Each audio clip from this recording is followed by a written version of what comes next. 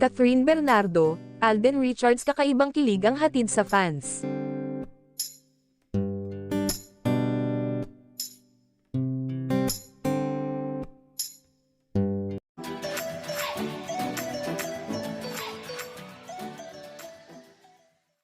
Talagang in-enjoy ni Catherine Bernardo ang kanyang 28th birthday celebration kasama ang mga mahal niya sa buhay at ilang malalapit na kaibigan.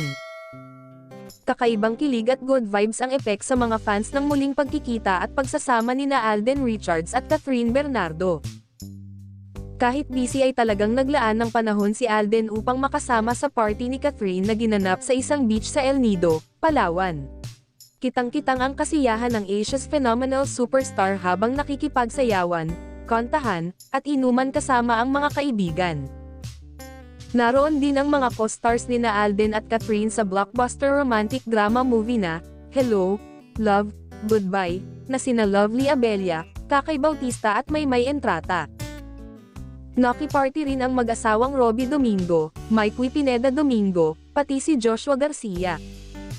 Siyempre, kahit paano'y umasa ang mga loyal Katniel fans na makikita nila sa beach birthday party ni Catherine ang dati niyang boyfriend na si Daniel Padilla, pero base sa mga social media post ng mga am-attend sa celebration ay mukhang wala nga si DJ.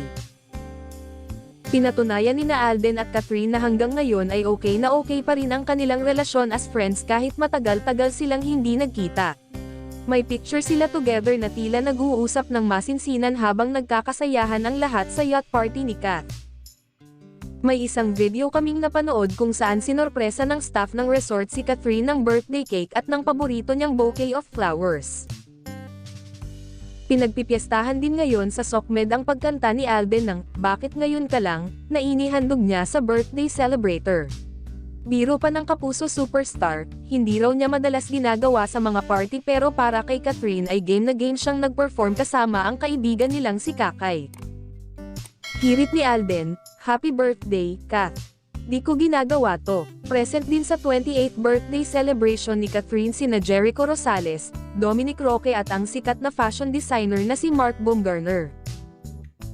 Ayon sa mga fans and supporters ni Catherine, ngayon lang daw nila uli nakitang super happy ang dalaga, kaya feeling nila talagang nakamove on na siya ng bonggang-bongga sa breakup nila ni Daniel.